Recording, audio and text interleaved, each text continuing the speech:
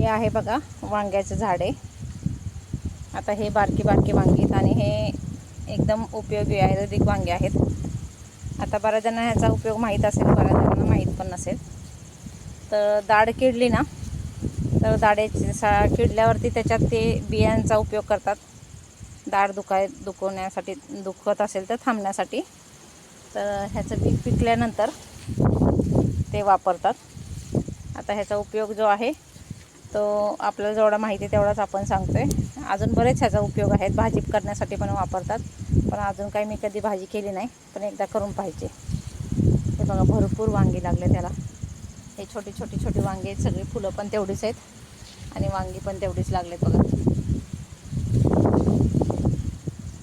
आणि किती मोठं झाड झाले बघा, एवढं उंच झालं आहे, घराच्या जवळजवळ वरती छता इतकं उंच झाले आणि पसरलंय पण तेवढंच। तर इकडचं मी आहे ते रस्त्यात होतं म्हणून ते थोडंसं कट केलं, छाटलं। आणि इकडे बघा आपला हातगाय, इकडे शेवग्याच्या शेंगा झाडाला वाळून पण गेल्या, इतक्या लागल्या होत्या शेंगा। काढायच्या किती शेंगा बघा, परत लागल्यात अजून बारक्या बारक्या कवळ्या। इथे आपल्याला आपण न लावताच पेरू आला आपला। आणि इथे बघा यावर्षी त्याला पहिला 6 महिन्यातच पहिला पेरू लागलाय, अजून पिकला नाहीये, पिकेल 2-4 दिवसात। इकडे आपोआप शेवग्याचं झाड आलंय, इथे शेवग्याचं झाड आहे त्यामुळे बी पडल्यामुळे आलं असेल। हे पेरू असे बी पडले असेल। इकडे सीताफळ आहे, इकडे पण पेरू आहे। आता लाल पेरू का कसा पेरू आहे आपल्याला, पेरू हा जो आहे ना पेरू, तो आपल्याला खाल्ल्यावर कळेल।